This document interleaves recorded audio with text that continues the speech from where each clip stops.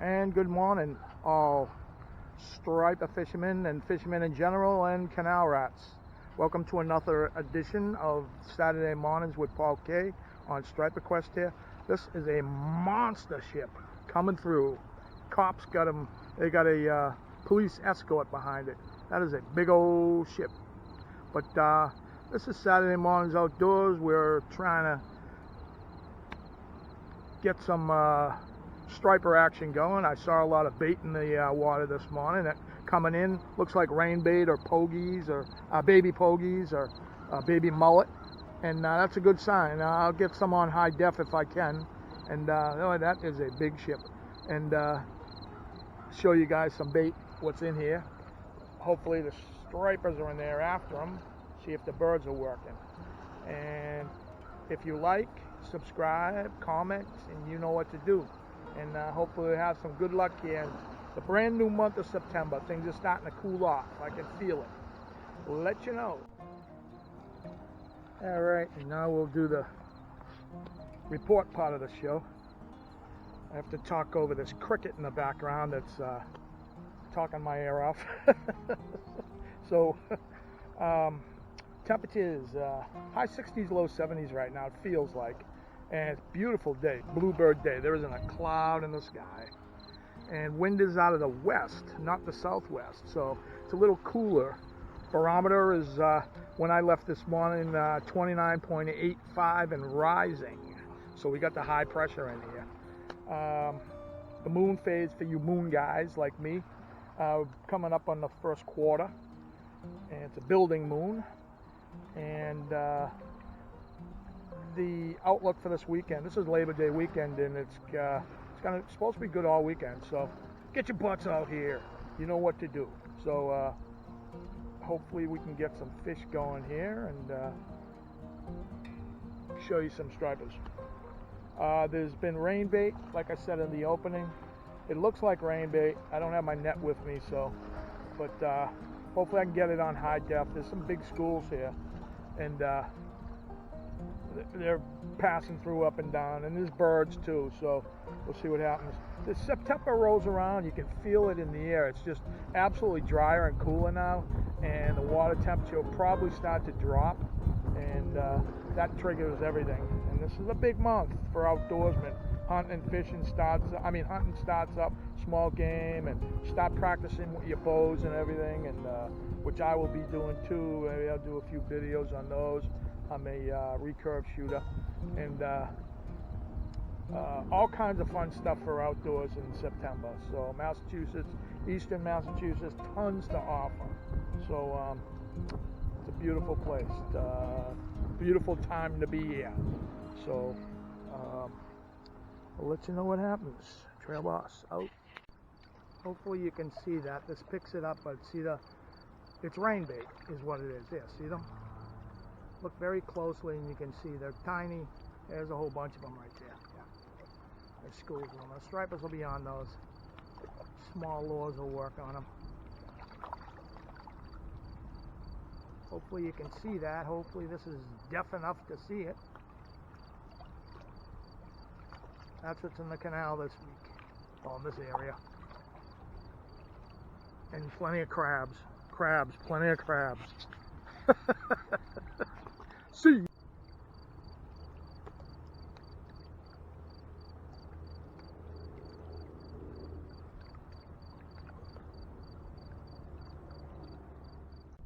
I forgot to mention the tide's running east.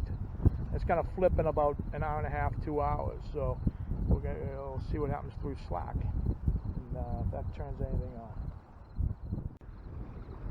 on. Cormorant just floated by and had minnow-sized bait, probably rain bait, hanging out of his mouth. And as soon as I reached for the camera, he flew away. But second proof, there's bait here. There's definitely bait here, and I'll get it on film, I hope. And so I was just reeling in for a bait switch on the Penn conventional, and I got the first snag of the year. See, so it happens. It's gonna happen once you perfect the technique of reeling in and don't stopping. It generally doesn't, but it's gonna happen. It just lodges between rocks. So what I wanted to show you was, that's the point of using, it broke right at the leader knot. I don't know, hopefully you can see that or not, but it broke right at the leader. So this is 40-pound braid, and it's a 30-pound leader, and that's the whole point. The leader is weaker, so if you get a snag, even though you're going to lose your rig and your hooks, your weight and your hooks, you got the main line, and that's where the money is, and that's the whole point of that. And so it's like it's logical thinking. And but now I got to retie, so hopefully that'll bring me some good luck. Superstitious. So this will be the gadget part of the show, one of the parts of the show, and that's this should be in every surfman's surf bag. Whether you're fishing the open beaches anywhere, or especially the canal, and especially this time of year, the bait fishes are starting to bunch up, start their migrations, and they're simply a pair of binoculars. They don't have to be high-end at all. I mean, Swarovskis and Zeiss, the best money can buy. There's no way you need those. I don't even see why people buy them anyway. I mean, unless you're a professional bird watcher. There's some guys and girls that are really into that bird watching stuff. I kind of like it, but not like that level. And or a photographer. Those are $3,000, $4,000, $5,000, $6,000, $7,000. Big money. And the trade-off, they claim the optical quality. Yeah, I kind of see it, but you don't need that for what we're doing. All you want to look for is working birds and basically looking at other fishermen, seeing what they're throwing. That's what I do. Come on, everyone, you do it. So, especially if they just caught a fish. First thing I do is just look, what's he using? So, a cheap pair of binoculars, and these are great. The 8 power or 10 power maximum is all you need. And it's pretty fun, you're waiting for a fish bite, and you're just scanning along, seeing what's going on, and being nosy, basically. It's also fun in the canal, looking at different ships you can see on board, half-naked chicks, and it happens, if only this camera had zoom.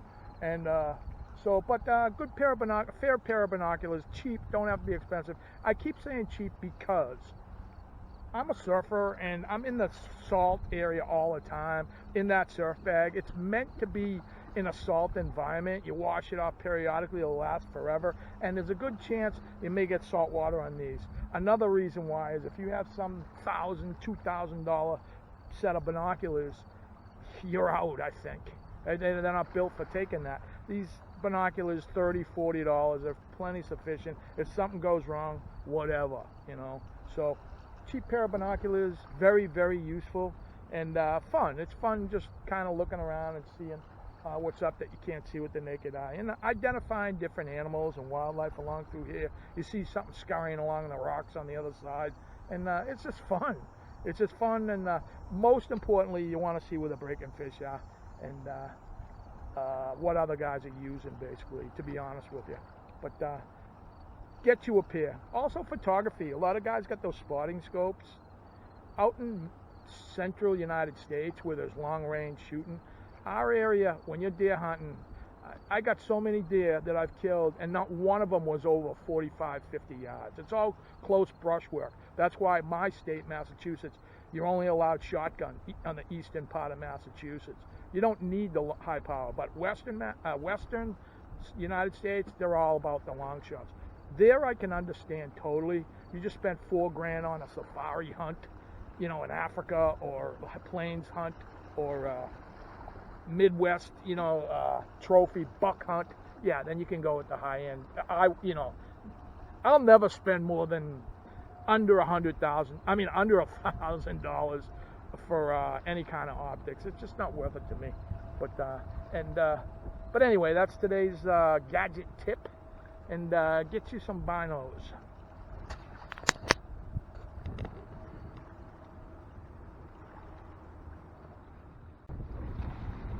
And having just retied, and last week or the week before we were talking about braid, and just because I retired, I was thinking about leaders, and I just wanted to mention that the difference between like mono 30-pound test and the fluorocarbon. Now, when it first came out, I get it. It's invisible, but if you nick that, you know, it's stiff. It doesn't hold knots, and I just don't use it. I don't see any difference in strength. 30-pound test is 30-pound test. I guess you're paying for the invisibility. Have you seen the price? Fluorocarbon. I mean, I hope a fluorocarbon manufacturer wasn't considering advertising, but I just use 30-pound mono. It's just, you're talking 20-25 bucks for like 50 yards of it, and it's hard. It doesn't hold knots well, and all for the invisibility. Let me tell you something. It is relatively invisible, but I'd like to bring this to your consideration, and that is, if you're fly fishing and you're using a number 22 hook, you know how small that hook is? You could probably fit 10 of them on my little finger, right? And a trout can discern the difference between the nymph you're using and the nymph that's present in the water, and not bite on your nymph because it's just not the right pattern. That thing is minuscule. Then it can certainly see your leader. You follow that logic? So I don't think the leader really matters invisibility wise. Some guys swear by it, but for the price that they charge and the difficulties with it, brittle and doesn't hold knots, I just stay with the mono, and it's cheap and it works and it's strong, and even the stretch to me is desirable and economical. You know, if it was really worth it and all that, I would full on back, but it's just not useful to me at that level of money for what it has to offer. Anyway, that's my 2 cents on the mono bird. I wonder if you guys think the same. I mean, really think about it. I mean, you know, you're struggling with this product, and it doesn't have that much to offer for the amount of struggling that you could just use regular mono with. Anyway, that's that. And so something else to consider is strategy-wise. Now, this is the fall migration, and it's just the opposite of the spring, of course. And I'm on the Cape Cod side. Looking at the canal, that is west, this direction, and that's east. And north is that way. So if they exit, in the spring they come up this way and they exit that way. Now, conversely, it's just going to be the same thing, only in reverse. They're going to be coming down from the north and coming through here and heading west.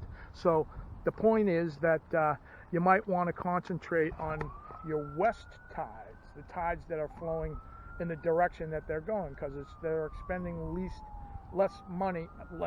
They're expending less energy and money, in case they're like high rollers, I guess. But they're expending less energy and moving with the tides, and especially on the moons too. So traditionally speaking, the fall migrations are smaller than the springs.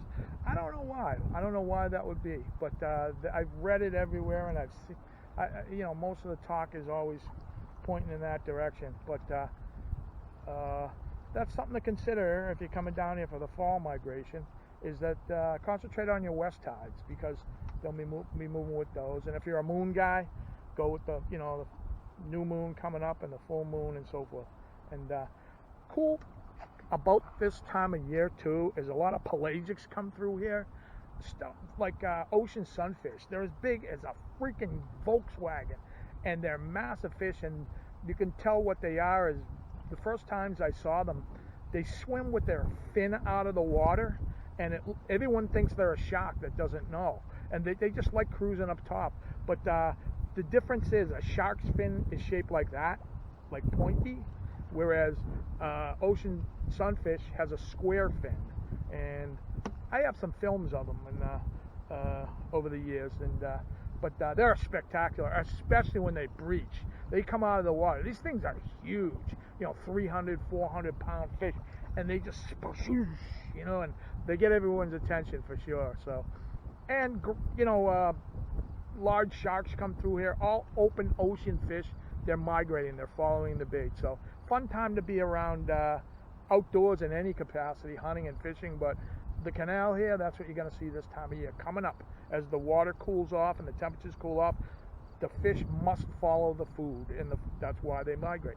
Well, so doesn't any species. That's why they migrate. They're following the food. Anyway, my 2 cents worth. And on the subject of contrast, I have a question to pose you. How's this? What do we do with our bait runners now? The past 10 or 15 years, I'd kill and have killed for Penn Shimano bait runners because we were using the J hooks, you know, and the purpose was the fish to swallow the hook, you know, hook them, and then your line, he's not supposed to feel the tension of the line, hence the bait runner. And they were the rage. They were just, you had to have them. But now in Massachusetts and many other states, we got to use circle hooks for the bait. It kind of renders our bait runners useless. Yeah, we can use them as conventional reels, and fairly pricey, 100, 200 bucks. Shimano's were getting up on 200, and every other brand jumped on the bandwagon. But I got a few of those, and I miss them. I do. I miss that zzz, you know, that run. But it is what it is. You got to adapt and got to give for the species. Let them come back, the stripers. And my bait runners ain't gonna leave me soon. But I kind of miss them. You know, the technique with the circle is you just let them run with it on a relatively tight drag, and it hooks themselves. But I miss that cross their eyes hook sets with the bait runners. I really do. It was fun. And but I ain't getting rid of mine. Them are good reels, man. And maybe it'll come a point in time that it'd be interesting to see if we come back to using J hooks, if they'll let us use the J hooks. But interesting, fun to think about. What is a cricket convention here? That is some good looking bait. You see how sharp those cuts are? That's going to hold your bait together. That's the proper way to cut bait. That's almost perfectly cut those for bait fishing. And when you rip, you're tempted to, you want to get going, and you're tempted to just halfway through the cut, just let the knife rip it, and that tears the skin, and then the bait won't stay on the hook once it thaws out. That's not frozen either. That's just a sharp knife is the key. Good sharp cuts. So Cito, get their lights on, it's flagging for that monster. Like if that ever runs out or goes aground, Cito can handle it. I wonder what the point of that is. Maybe they're just lending a hand or something. He's got his lights on. But do you follow what I'm saying? Cito tows around smaller boats when they run out of gas or their engine failures. And it's like an insurance policy. You buy it. But he ain't doing nothing to pull that thing.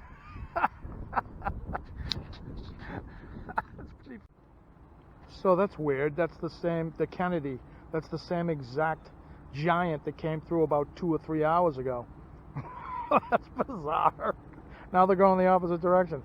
What, Dunkin' Donuts was closed in Saggy, so they had to go to Bourne, so they had to go to Saggy? That is so weird. It only took a little time. Strange. A big old ship, though. That boat is kind of close. So if you notice on this, I'm assuming with a name like Kennedy, he's a local. And I had mentioned a few episodes ago, these monsters, they're required basically by, oh wow, look at all the people on the stern of it. A ton of people there. Maybe that's who they picked up. But they are required, if they're not knowledgeable of the navigation of the canal, to have those towboats. And this is one of the very few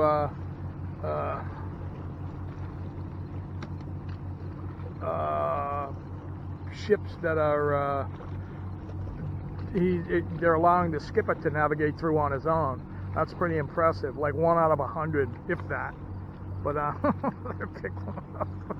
Go for it. There's a ton of sailors on top of there. All have uniforms on, I'm assuming. But it's unusual. Hope they got enough coffee. I don't understand it.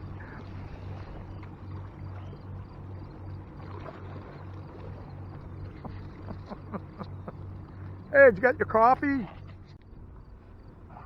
So with the ship that's named the Kennedy. It's got to be like a bunch of liberals on there. So they take it from Sagamore to Bourne for a coffee run because the skipper's out of town, and just write it off to the tag. It cost them like $2 million for that run and gas alone, you know. What the heck, we'll take all the cadets along with us, you know. Pelosi and other distinguished liberals are probably on board too, spending our tax money. So it's coming up on slack now, and I just rebaited, and see if anything comes of that. What this slack tide will bring, aside from fatter crabs. Let you know. And beautiful looking schooner. They are superbly gorgeous. It's not a big one. It's probably a 35 footer or so. They got some monster ones that come through here every now and then, but they are so graceful. Ships of old. There's a lot of peace on that boat right there. You got to know your stuff, I believe. Good stuff. So here comes the Mississippi Queen. So running low on bait again. You guys are witnessing something extraordinary. I mean, I can honestly say this in my life. I mean, this is the most extraordinary skunking dry spell that I've ever had in my life. I've never had this, but the way my life works is it's yin and yang. When I go through something like this, it's almost like a test to see if you're worthy. I don't mean to sound philosophical or something, but something always balances out. I mean, it comes along to balance it out. And I don't know, maybe I'm gonna bust a 15.300-pound buck or something like that, but whenever anything like this, I've never experienced skunkings like this in my life. I really mean it.